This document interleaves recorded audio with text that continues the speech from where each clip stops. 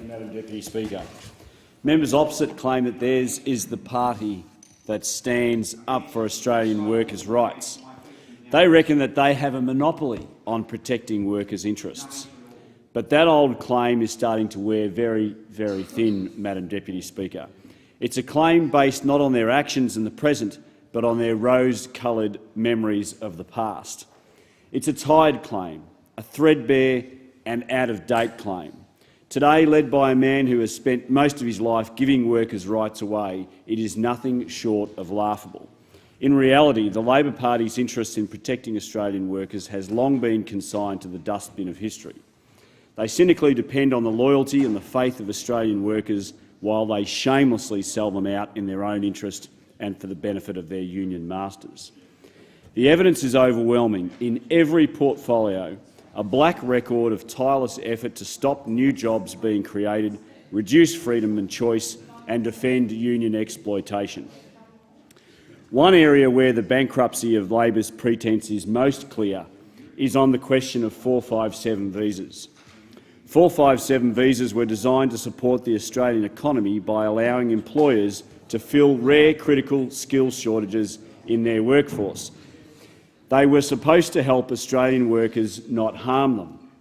Australia has a highly skilled and adaptable workforce. If an employer needs to look overseas for a skilled worker, it should mean that they are trying something new or rare in our country. This sort of innovation drives economic growth and creates more jobs for Australian workers. They've gone very noisy on the other side of the chamber because they know this is extremely embarrassing for them. A well-used 457 visa program should be a positive benefit to Australian workers. So what happened to the 457 visa system under Labor? How did the so-called champions of Australian workers use it? Was it to the benefit of Australians, Madam Deputy Speaker? Of course it wasn't.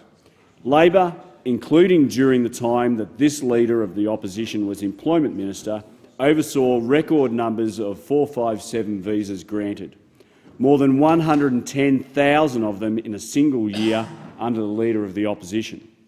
457 visas for work of every kind, work that should have been done by unemployed Australians. For example, under the stewardship of the now Leader of the Opposition, he allowed 457 visas for working on a construction site, or working on construction sites, 457 visas for flipping burgers even. Yes, Madam Deputy Speaker, under the Fast Food Industry Labor Agreement, established under Labor by the now Shadow Treasurer and the Leader of the Opposition, they allowed fast food stores to bring in 457 visa workers. The union movement have been. It takes a lot of skill to flip burgers, doesn't it? Something that Australians apparently can't do on the other side, according to Labor. The union movement have been particularly active in filling jobs that should have gone to Australians, with workers from overseas. Thank you, Madam Deputy Speaker. The Australian Education Union, Australian Services Union, Finance Sector Union, Maritime Union of Australia, National Tertiary Education Union, National Union of Workers, the Shoppers Union, the Transport Workers Union, United Voice have all brought in foreign workers on 457 visas. Madam Deputy Speaker, we need a system that allows employers to bring in workers from overseas in certain circumstances. It's undoubtedly the case that there are skill shortages in our country, and not all of them can be easily and quickly filled by local training.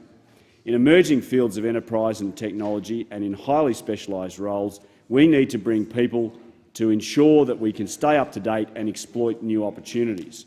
We want genuinely highly skilled people to come to our country, grow our economy, offer our people new products and services, create jobs and encourage inward investment.